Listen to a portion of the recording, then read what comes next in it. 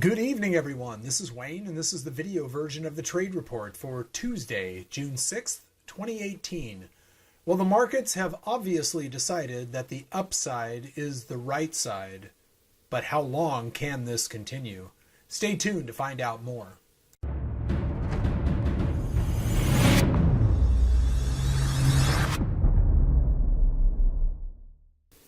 All right, greetings everyone, and thank you once again for spending part of your day with me as I go over the action and activity that took place today in the financial markets.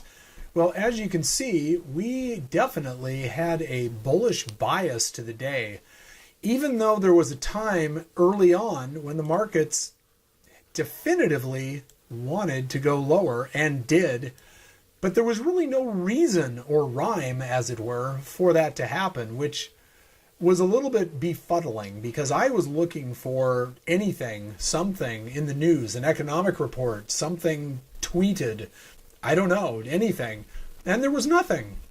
So I think the algorithms basically got a hold of the market, decided that we'd been above 27.45 long enough. It was time to come back down through 27.45 and make the bulls earn it. And earn it they did. They came back up, another push to the downside, didn't quite get back down to 27.45, and then a nice buying spree into the close. So that's the S&P, and that wasn't even the strongest of the indexes today. If we take a look at the Russell, we had that up move and a down move, just like the S&P, but just up, and away. From that point on, the low of the day to the high of the day, about a 10-point move in the Russell, which is just extraordinary. And once again, the Dow futures, kind of lazy, trying to participate, not really able to get any traction. In fact, the Dow closed 13 points lower today. So what are we going to do with the Dow? Well, the Dow is just going to have to figure it out. The industrials, we got some banks in there. We've got a couple of biotechs. It's just not that kind of market right now yet. This is a technology market. This is a market that wants what has been strong to continue to be strong, and that's where everybody's going. Everybody loves a winner, right? So the winners keep on winning. And the things that won today are the things that have been winning for a long time now and are continuing to make new highs.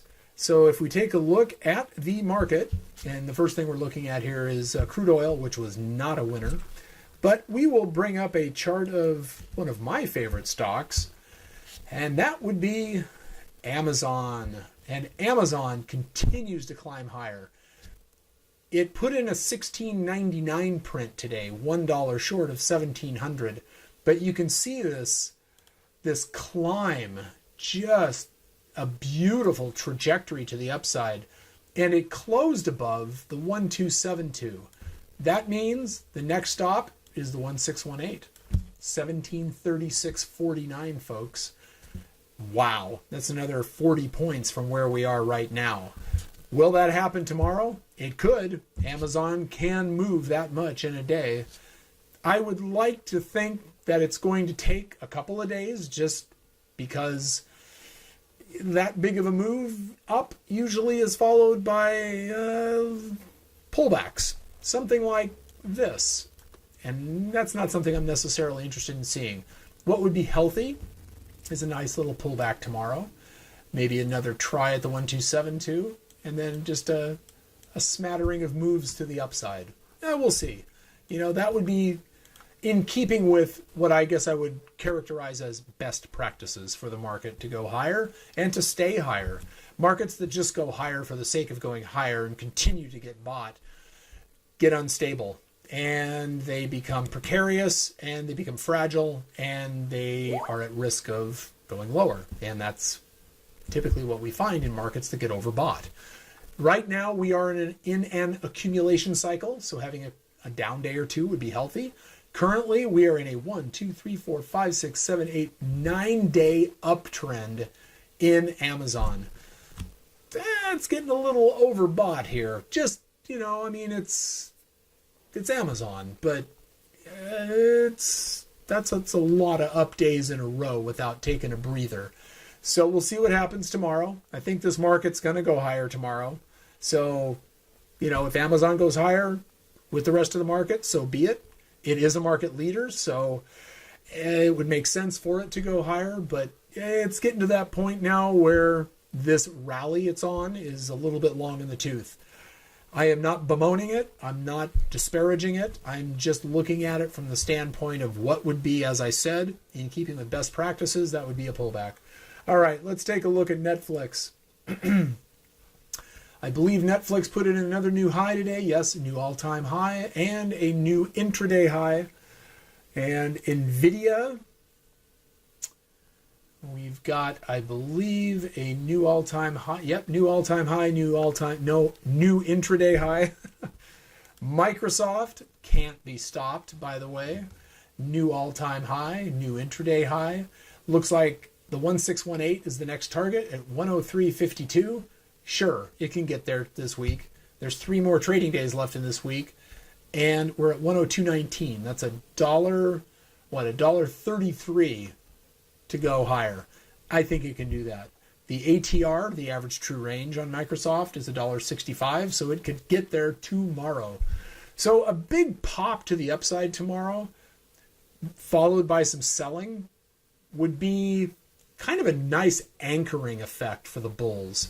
The bulls need to relinquish a little bit of ground. They just do. They've been given a lot of leash, if you will. I mean, look at this. Here's Microsoft. This is just an explosive move from like $92 a share to $102 a share. That a $10 move. That's over 10% from the $92 level. Really remarkable. And Apple, getting closer and closer to that $1 trillion market cap. Another new high and another new intraday high today. It's getting frothy, I think is the terminology. Now, here's what I'm looking at on Apple. Yeah, this thing is popping after some very nice consolidation, which is really healthy from a bullish perspective, but we cannot discount the reality that is the Ichimoku cloud. Now, ultimately, it does look like Apple will continue its move to the upside, but right now, it's in a somewhat precarious area as it relates to the cloud. I'm thinking Apple would do well to get a little selling going here, just to relieve the upside pressure. I mean, we've got this gap here that should be filled. And if we take a look at what that level is, the low on that is 174.44. That'd be a crazy drop. But gaps in a market oftentimes get filled. So it's not out of the realm of what would be considered a reasonable move, but it would be a definite market shaker. So I'm just pointing out some things I'm looking at, not trying to get anybody riled up or make a bear case for Apple by any stretch of the imagination, but I'm just saying the market dynamics that would be in keeping with what would be considered, as I said, best practices, as well as healthy overall from a bullish perspective, is some selling. We've had this conversation. Let's bring the market to a place where it can move higher from a place of consolidation. And Apple is doing that currently. It's providing a very good example, but it's also getting very long in the tooth on this move higher. This move here is just, I don't know, I guess I would call it radical. It's just, a little over the top. This was the Buffett bounce. This is when we found out that Warren Buffett bought 75 million shares of Apple, and everybody needed to get on board, and they did. And here we are, making new highs, getting close to a $1 trillion market cap for Apple. And, the rest will be history. That is probably the single most incredible milestone, I think, for any stock. So that's technology. And, we had some other stocks that went higher today. We had Booking Holdings, used to be Priceline, kind of moving up off of their lows from the earnings debacle. I think it went down a couple $100 on earnings back in May. We had the chip makers going higher today. Micron Technology up 31 cents. We had actually Intel is down 30 cents today, so that was an inaccurate statement on my part. My apologies. We had Roku up to $2.23. Had a couple of retailers up today. Kohl's was up. Ralph Lauren was up.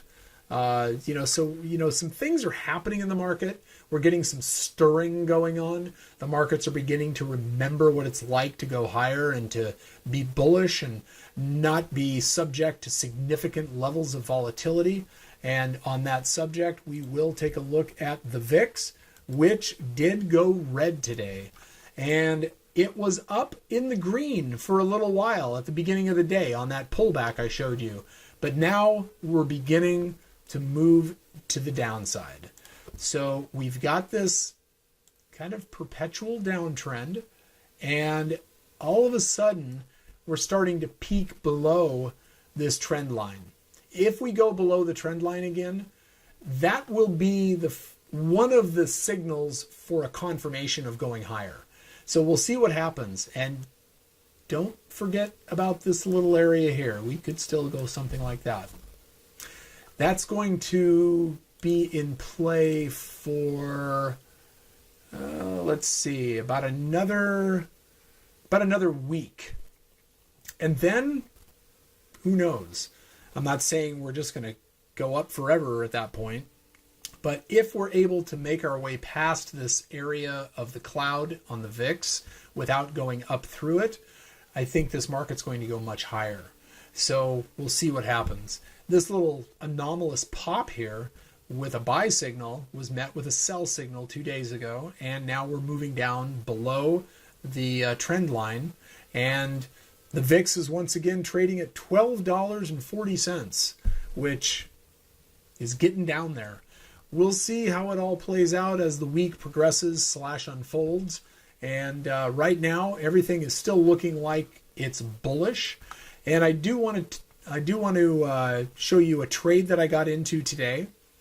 And okay, so I had to stop the video and recording a second section because I had to set this up. The computer wasn't acknowledging everything properly, so here we are. So this is the trade that I got into today.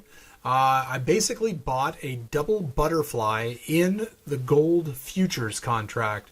Now, the gold futures contract is currently trading in the Q contract, which correlates to the August contract, but there's still the August options contract, but the July contract is still available, the July options contract.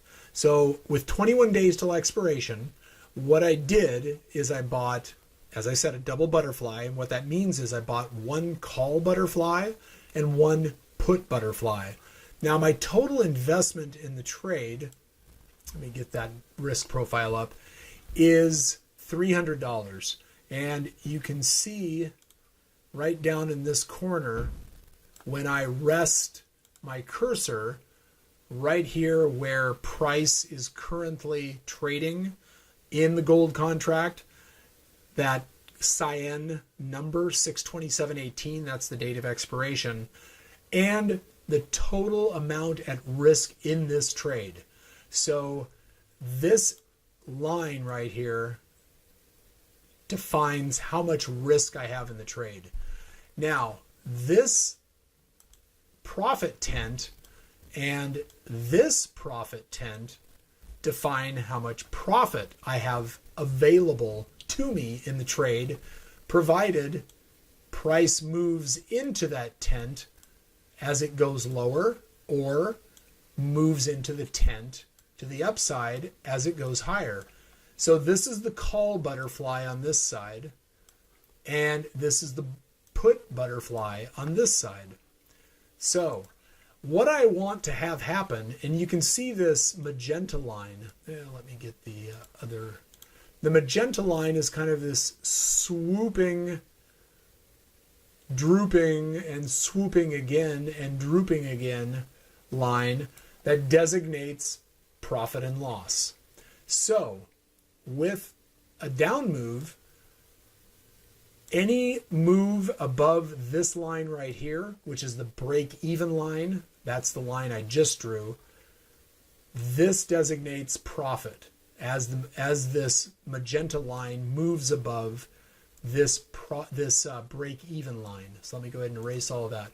So again, break-even line, and that is not very straight. Let me go ahead and do this. So break-even line and profit line.